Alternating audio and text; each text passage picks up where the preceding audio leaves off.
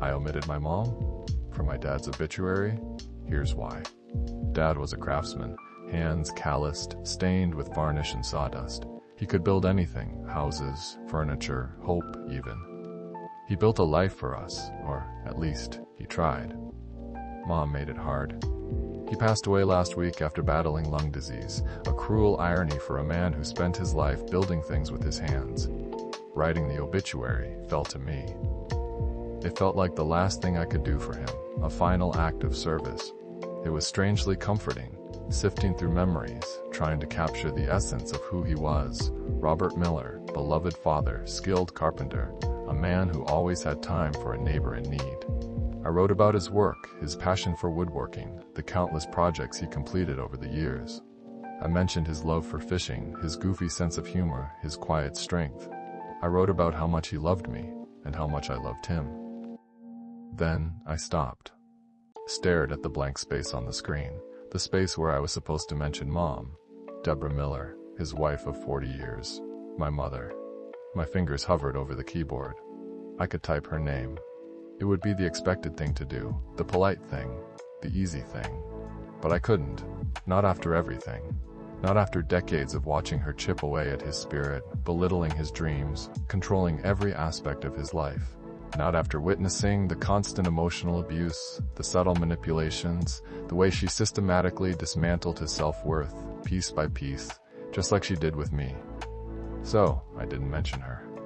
The obituary ran Robert Miller, passed away peacefully at home, surrounded by his loving son Ethan Miller and his devoted brother David Miller. The reaction was immediate. The phone call started before the ink was even dry. "Ethan, darling, I saw the obituary," Emily, my cousin, chirped, her voice dripping with saccharine concern. "Is everything all right? You forgot Aunt Deborah?" "No, Emily," I said, my voice flat. "I didn't forget." "Well, it's a bit unusual, isn't it? People will talk. Let them." The phone slammed down. That was just the beginning. Mom called next, her voice a venomous hiss. "How dare you?" she screamed. "How dare you do this to me, to your father's memory?" "I did what I thought was right, Mom." "Right? You humiliated me. In front of the whole town, everyone knows he was married. They all know I'm his wife. Then maybe they should know everything else too," I muttered, the words escaping before I could stop them. "What did you say?" "Nothing. The funeral's on Saturday." And I hung up. Sarah, my wife, found me staring out the window, my fists clenched. She wrapped her arms around me from behind. "It's okay," she whispered. "You did what you needed to do." "I don't know, Sarah. Maybe I was wrong. Maybe I should have just pretended." "No," she said firmly. "You were right. Your dad deserves to be remembered for who he was, not for who she pretended to be." Sarah knew. She'd seen the way Mom treated Dad, the subtle digs, the dismissive remarks. She'd witnessed the way Dad's shoulders would slump a little lower each time Mom criticized his work, his hobbies, his friends. Uncle David called that evening. "Ethan, son, I just wanted to say, I understand." "Thanks, Uncle David. I know you do. Your father, he was a good man. He deserved better." "He did," I agreed, my voice thick with emotion. "Don't let her guilt you into anything. You did the right thing, Ethan. You finally stood up for him." Uncle David was one of the few people who ever saw through Mom's carefully constructed facade. He knew about the constant criticism, the financial control, the way she isolated Dad from his friends and family. He knew about the affairs. The years flashed before my eyes. I remembered Dad coming home late from work, his face etched with exhaustion, only to be met with Mom's complaints about the dinner he hadn't cooked or the errands he hadn't run. I remembered the countless times she belittled his carpentry skills, calling his projects dust collectors and wastes of time. I remembered the time he poured his heart and soul into building a beautiful rocking horse for my 5th birthday. Mom had sneered, "It looks like something a child made." I saw the hurt in his eyes, the way he tried to hide it behind a forced smile. I smashed the rocking horse with a hammer after she went to bed. He never knew. I remembered the financial control. Mom handled all the money, doling out an allowance to Dad for his personal expenses. He wasn't allowed to make any significant purchases without her approval, even though it was his business and his hard work that generated the income. I remembered the affairs, the whispered phone calls, the secret meetings, the blatant disrespect. Dad knew. Everyone knew, but he never said a word. He was too afraid of what she would do, too afraid of losing what little control he had over his own life. I remember one particular Christmas. Dad had poured over hours in the garage to make me a treehouse. All wood from scratch, all things to keep me safe. The day I saw it, I was so excited. He hoisted me up the ladder, and I was so happy to play in it. Mom came outside and yelled, "Robert, are you crazy? He could fall and break his neck, and this is an eyesore to the neighbors. Take it down." He looked at me, heartbroken, and I knew then he felt like a failure. I hated my mom ever since. The funeral was a tense affair. The church was packed with friends, neighbors, and family members, all offering their condolences. Mom, dressed in an elaborate black dress that looked more appropriate for a gala than a funeral, held court in the front row, dabbing at her eyes with a lace handkerchief. Pastor Michael delivered a moving eulogy, praising Dad's kindness, his generosity, and his unwavering dedication to his craft. He spoke of Dad's quiet strength and his ability to find beauty in the simplest things. He avoided mentioning Mom altogether. During the reception at the community center, the atmosphere was thick with unspoken tension. People approached me, offering their sympathies, their voices hushed, their eyes darting towards Mom. Emily cornered me near the buffet table. "Ethan, honey, this is getting out of hand. Aunt Deborah is really upset. Just apologize, rewrite the obituary, and put this whole thing behind you." "No, Emily, I won't." "But why?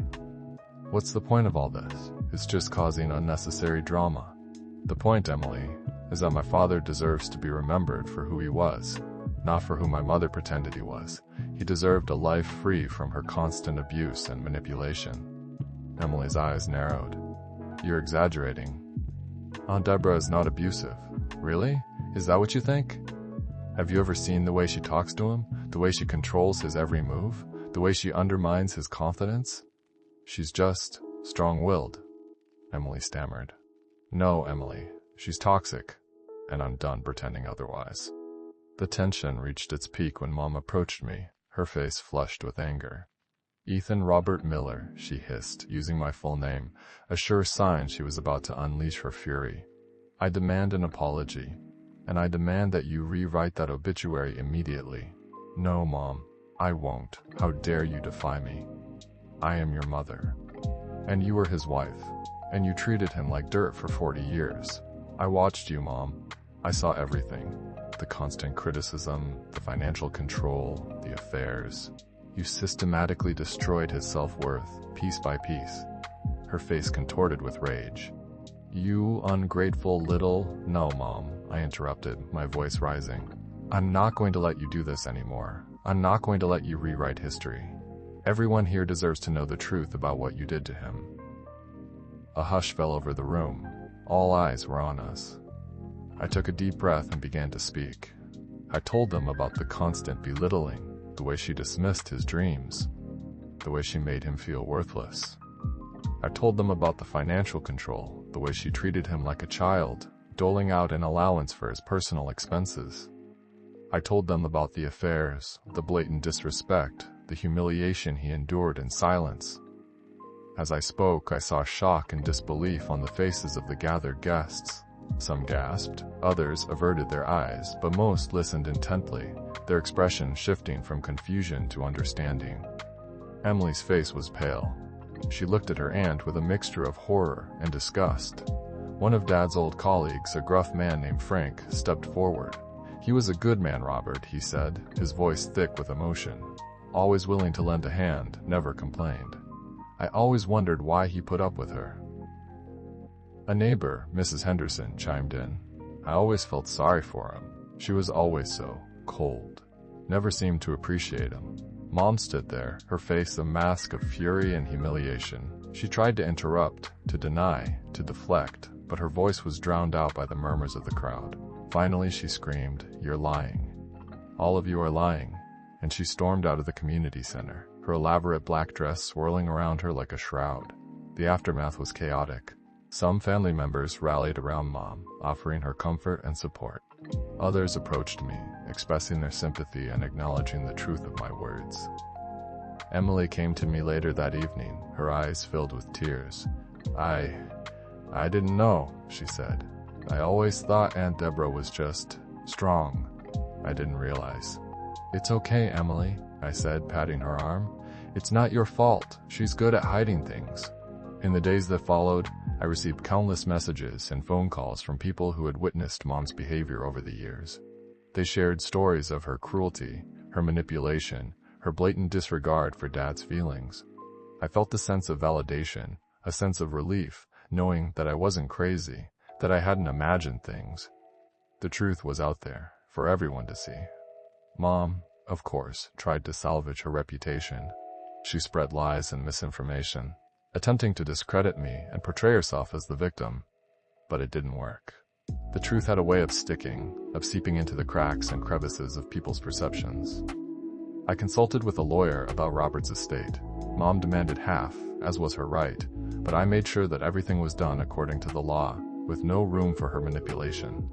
The lawyer, a sharp woman named Ms. Davies, was surprisingly understanding. "I have seen cases like this before, Mr. Miller," she said. "Sometimes, the best thing you can do is protect the deceased from further harm." I struggled with guilt and grief, but I also experienced a growing sense of freedom and empowerment. I had finally stood up to my mother, and I had finally honored my father's memory. I made the decision to distance myself from Mom. I knew that a healthy relationship was impossible, that she would never acknowledge her wrongdoing, that she would continue to manipulate and control me as long as I allowed it. It was a difficult decision, but it was the right one.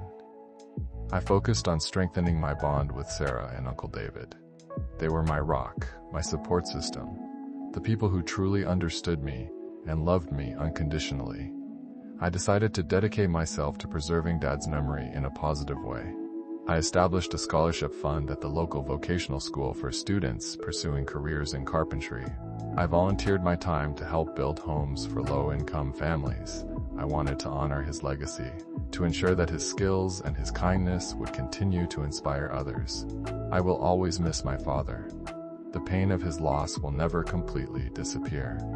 But I take comfort in knowing that I did everything I could to protect him, to honor his memory, and to free myself from a lifetime of emotional abuse. I didn't rewrite the obituary. Robert Miller was survived by his son and his brother. That was enough. It was the truth. And it was finally his story, not hers.